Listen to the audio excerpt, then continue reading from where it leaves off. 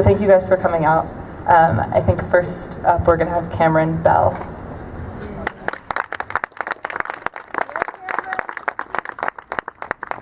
Hi everybody.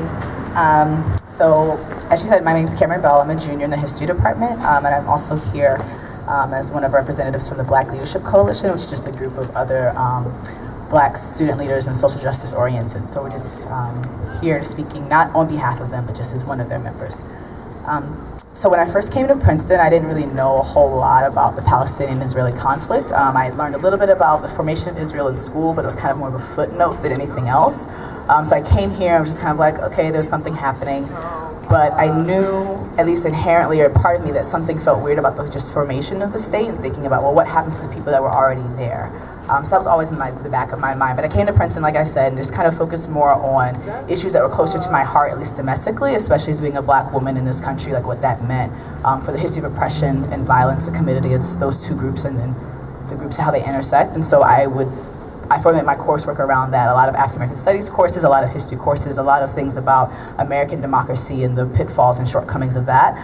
So I wanted to find tools and language to articulate my own experiences.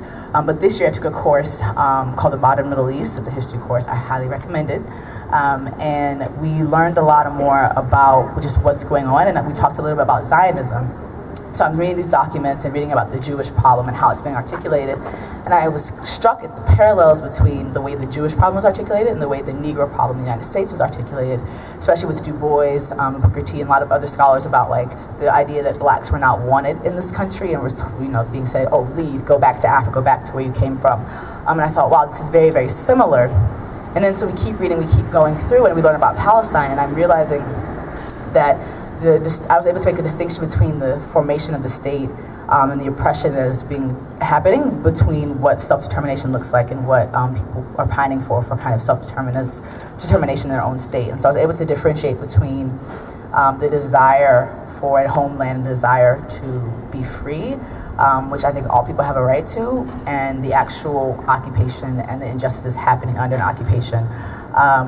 We were reading lots of firsthand accounts and just different things, and just reading about the arbitrary police stops and the searches and the lack of agency and political availability and access was really striking for me, especially about the Black experience under Jim Crow, under segregation, under very similar circumstances, and even in this modern day when we're in an American police state where a lot of our Black and brown communities are technically under occupation by the police forces.